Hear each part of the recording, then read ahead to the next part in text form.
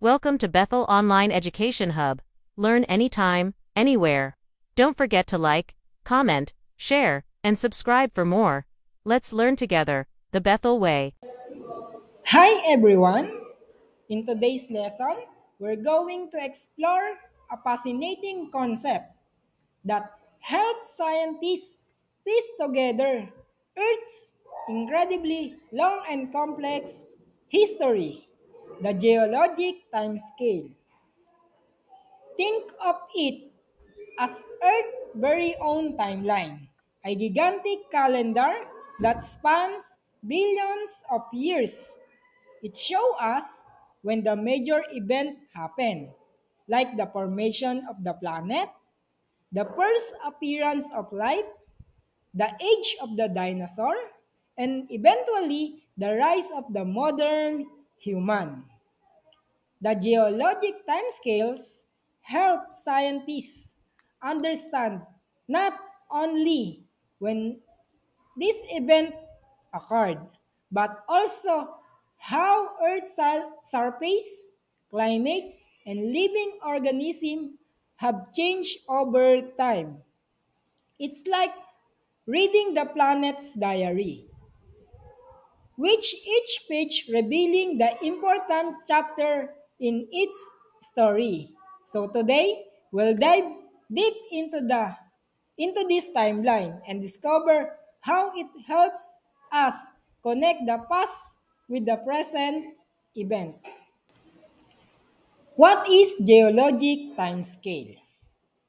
The geologic timescale is a scientific system of chronological measurement that links rock layers, also known as stratigraphy, to specific periods in Earth's long history.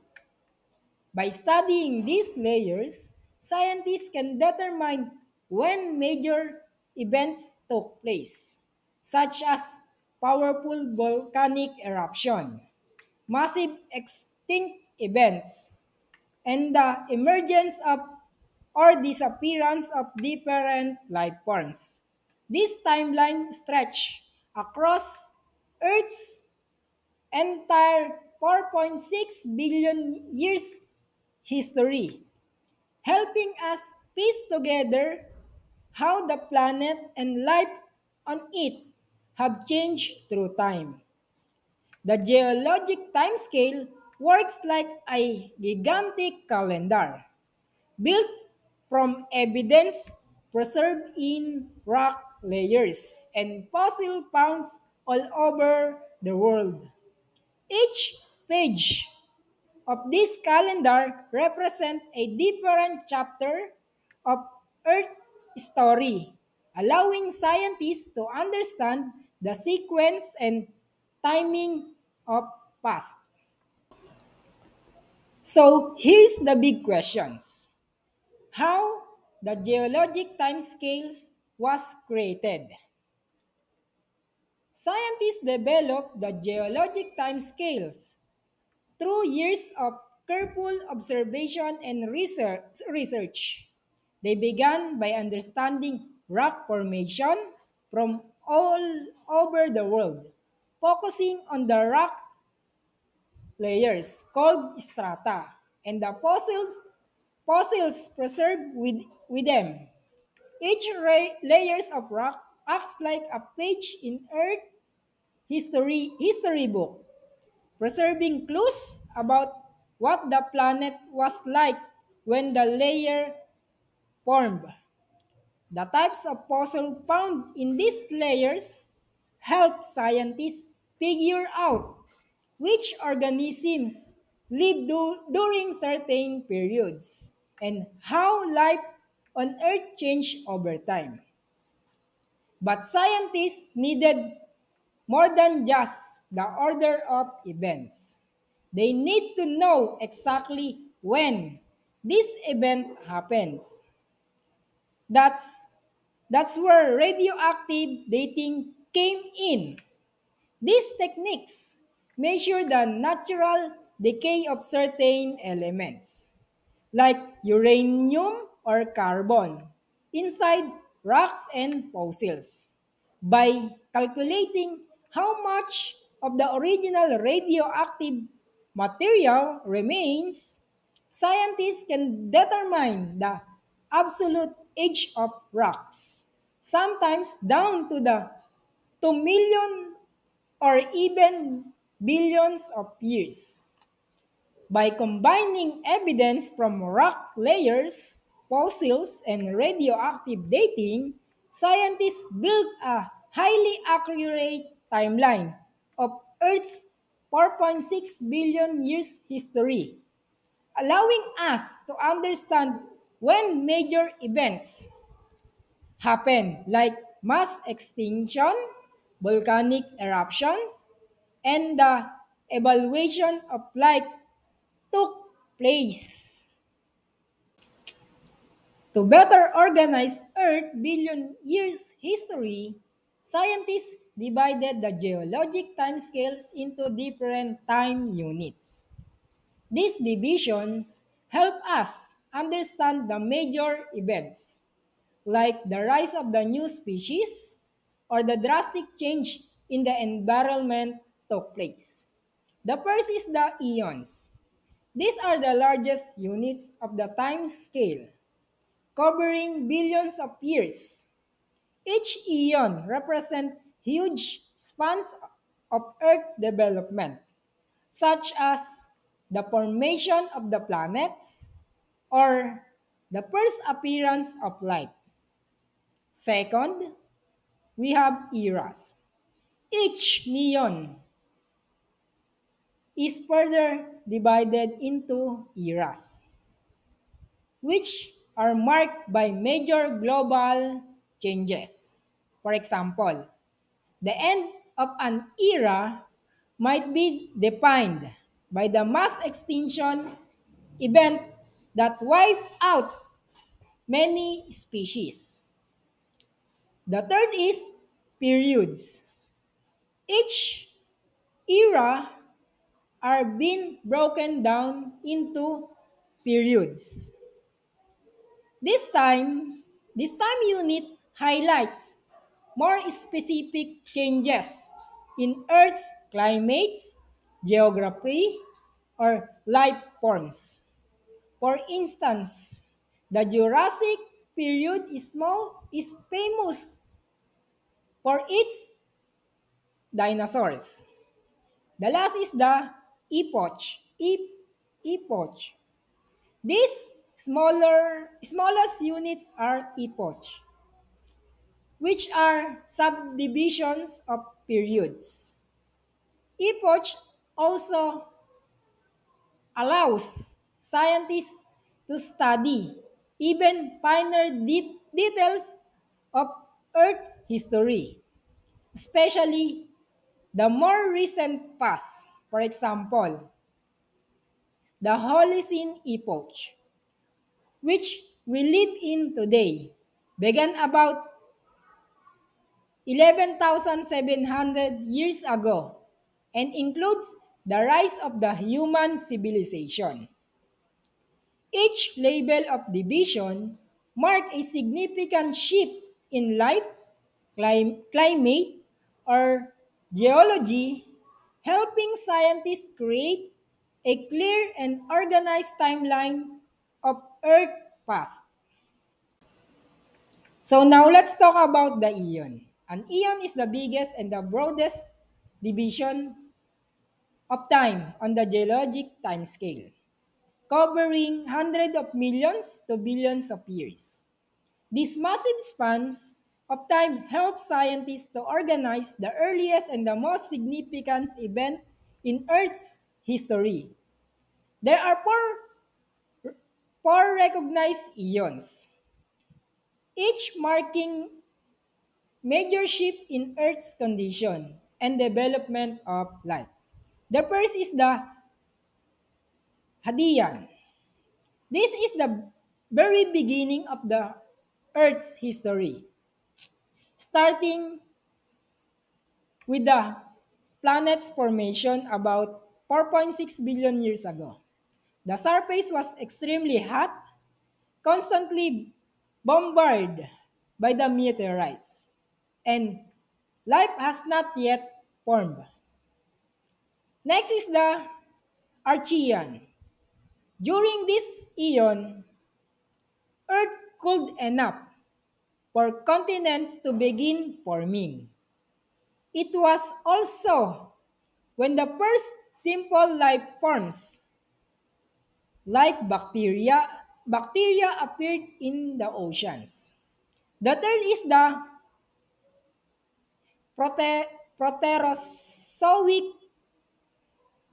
This eon is marked by a dramatic increase in oxygen in the atmosphere, often called the Great Oxidation Event.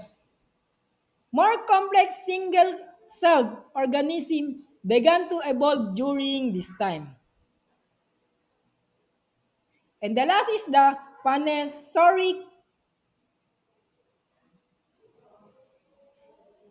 The last is the Panerozoic. This is the current neon and the most familiar to us because it's known for the abundance of visible complex life. It includes the rise and the fall of the dinosaurs, the appearance of mammals, and eventually the emergence of humans. The, the Panerozoic neon began around 541 million years ago and still ongoing today. After we talk about the eons, now let's talk about the era. Next on the geologic time scale are era, which are the major subdivision within each neons. Era are defined by a big changes in Earth's life forms, climates, and environments. These changes are often so significant that they reshape the planet's ecosystem completely. A key picture of eras is that usually end with a dramatic event, such as mass extinction or the major shift in global condition. This event wiped out many species and paved the way for new groups of organisms to rise and dominate in the next era. Example, one of the most well-known eras is the Meso- Mesozoic era, also called the Age of the Reptiles. During this era, dinosaurs were the dominant life forms on land, while early birds and mammals also began to appear. The Mesozoic era came to a sudden end about 66 million years ago, when the mass extinction event likely caused an asteroid impact, wiped out the dinosaurs and many other species. This dramatic event often opened the door for the start of the new era, the Cenozoic era, often called the Age of Mammals. Each era represents a major chapter in Earth's story, filled with the rise and fall of the entire group of organisms. Now, let's talk about periods. Each era on geologic timescale is further divided into smaller units called periods. Periods allow scientists to study Earth history in more detail by focusing on specific changes that occurred over shorter span of life. Periods are often defined by different types of rocks or rock system and the life forms found in them.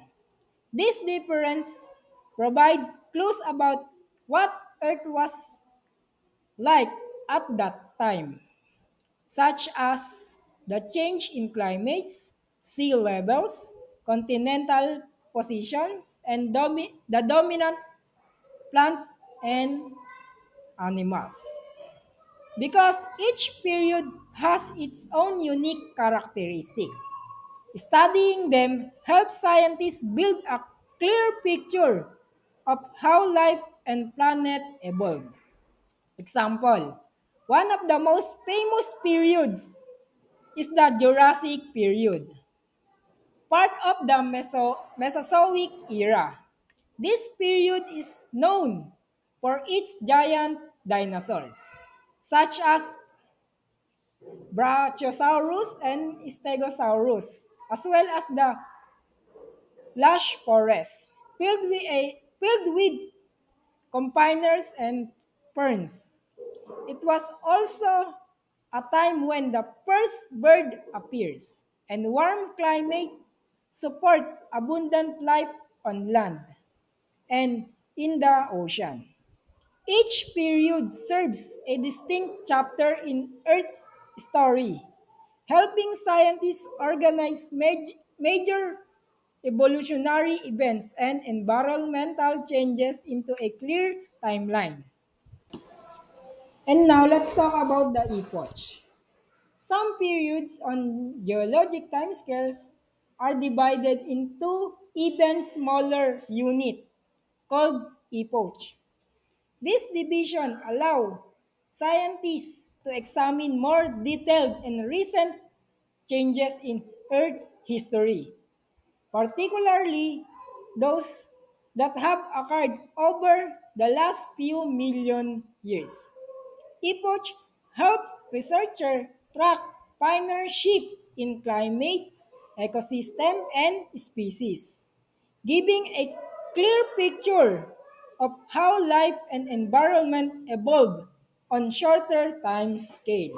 Example, one of one of the most important epoch is the Holocene epoch, which began about 11,700 years ago and continues to this day. This epoch represents most recent slice of Earth history and is especially significant because it marks the rise of the human civilization. During Holocene, humans transitions from hunting and gathering to farming, built the first cities, and developed advanced technology, shaping the world as we know it. Some scientists also consider that we may now be entering the new epoch called the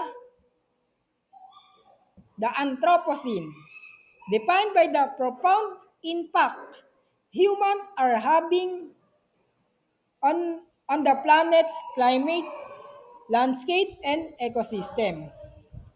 Epoch remind us that even in the most recent chapters of Earth story, big changes can happen over relative short periods of time.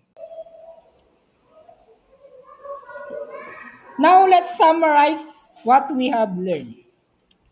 The geologic timescale is essentially Earth's timeline, but built using evidence of rocks, fossils, and radioactive dating. It is organized into eons, eras, periods, and epochs, with, with each division marking major turning points in the planet's history, from the formation of the Earth to the rise of the life and modern humans.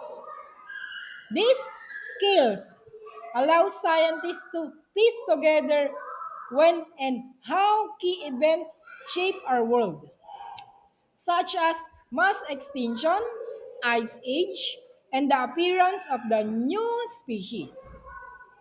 Understanding the geologic timescale gives us a deeper appreciation of how slow and powerful natural processes have shaped the earths we live on today. It also helps us see where we as humans fit in this incredible 4.6 billion years story. So next time, you hear the terms like the Jurassic period or the Ice Age. You'll know exactly where they belong in the grand timeline of Earth's history and why they are so important. That's all for today. Thank you for watching. Understanding the geologic timescale is like unlocking a history book written in stone. It helps us appreciate the immense age of our planet and our small but important place in its story. If you found out this helpful, don't forget to like, share, or leave a comment below. See you in our next lesson.